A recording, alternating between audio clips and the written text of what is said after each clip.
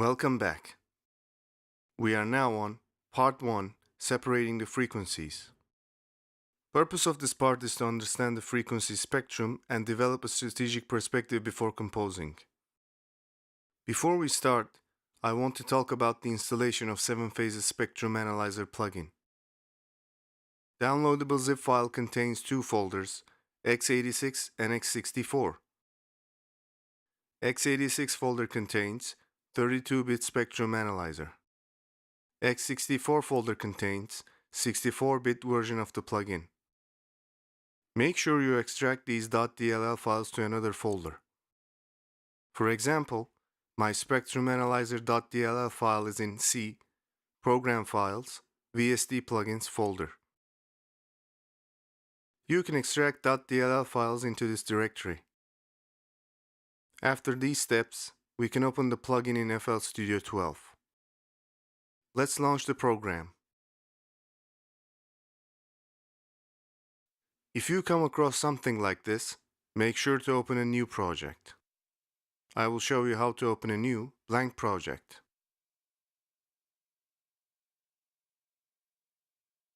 This tab on the top left corner of the screen is called Menu Bar. If we left-click on the file, a drop-down menu will appear. Now we can see the new selection. Left-click on it once and our new blank project will be loaded. I want you to open FL Studio 12. If you come across a page like this, make sure to open a new project like I did. Don't forget to pause the video while doing this.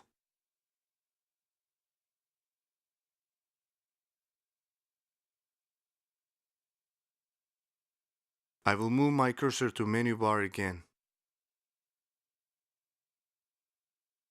This time, I will click on Options. There is a selection called Manage Plugins in the drop-down menu. Left-click on it once and it will be opened. This is our plugin manager. All plugins are stored in this section and we can use this menu to activate plugins. This button says Verify Plugins. If I uncheck this, the scan process will be faster. And I will uncheck this orange circle box for now. Then, simply click on Start Scan button and it will scan my computer. After the process, I will find the Spectrum Analyzer plugin on the list.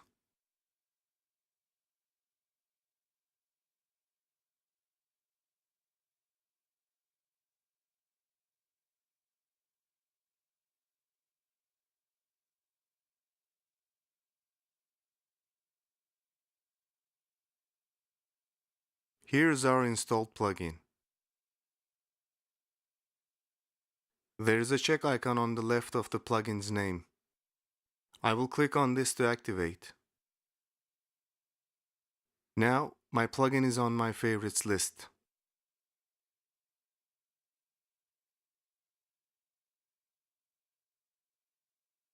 I want you to open Plugin Manager. Path is Options, Manage Plugins. Start a scan on FL Studio 12. After the scan, find the plugin and add it to your favorites list by clicking on the check icon. You can pause the video while doing this.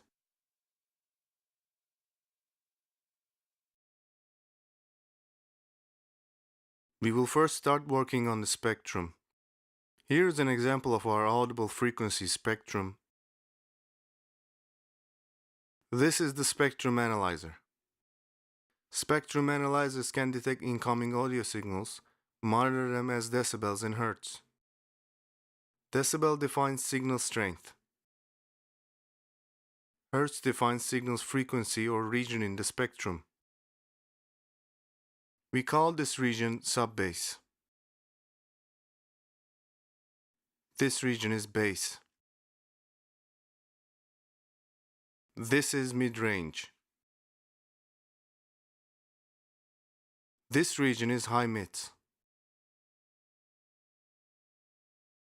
And this region is called high frequencies.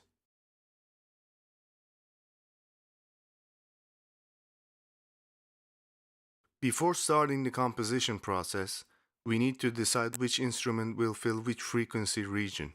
This is a perspective. Let's say this is our sonic plan or sonic strategy.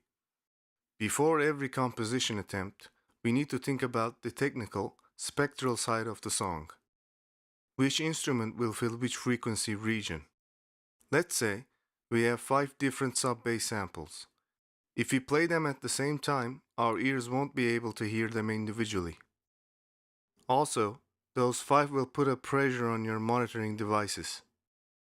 Option is picking some higher frequency samples and leaving room to that single sub-bass. So it's all about leaving rooms and thinking about frequency gaps between the instruments. Also, a clear and powerful sounding song comes from separating the frequencies in the first place. If we leave rooms to instruments, they will dominate their own frequency region and sound powerful. If we choke the mix with lots of instruments or samples with similar spectral properties, they will cause a pollution in the song and overall sound will be chaotic. This point of view will return to us as a benefit in our future progress. Every sound has its own sonic space. Kick, guitar, bass guitar, trombone, snare, cello, we can count infinitely. Make a proper frequency separation, we need to know about our instruments. And at this point, spectrum analyzers can be helpful. Let's analyze a kick.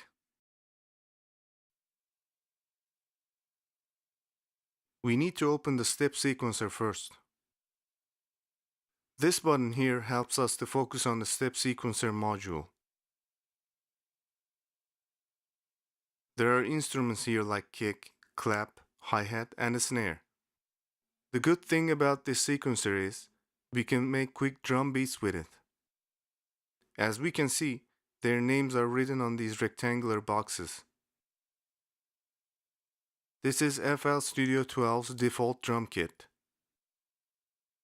We see vertical boxes here.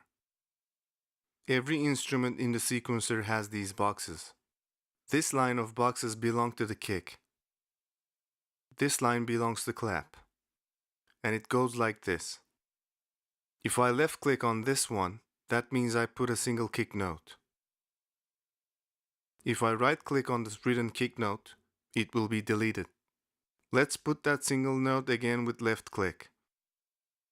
This button here is our play button. We can press this to hear our single note. Or we can simply press our spacebar key to start the playback engine. This is our kick sound. Let's take a look at its spectral properties. I will move my cursor on this button here. This button opens the mixer module. Let's expand the mixer by double-clicking on here. Well, right now, master channel is selected. This green indicator tells this. While master channel is selected, I will move my cursor to the right tab. This is our FX rack and there are 10 FX slots.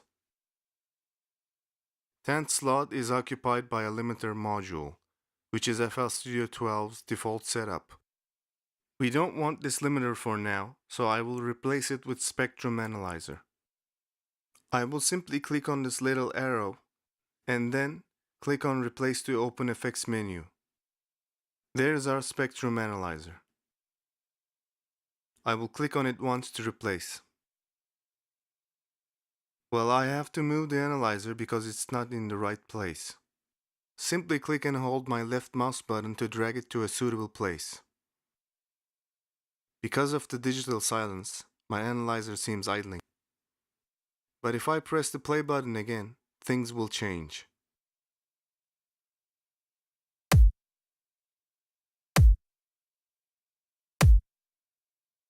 This is our kick sonic space. It is pretty dominant nearly in every frequency region. But the question is, do we need a huge kick for our song?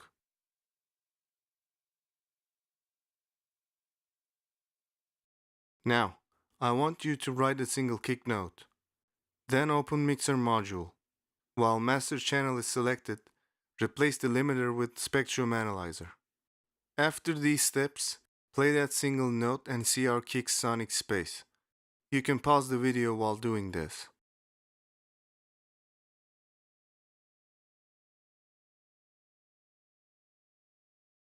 What about a snare sonic space?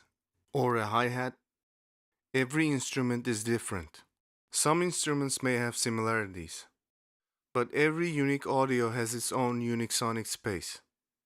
Inspecting an instrument's sonic properties is crucial.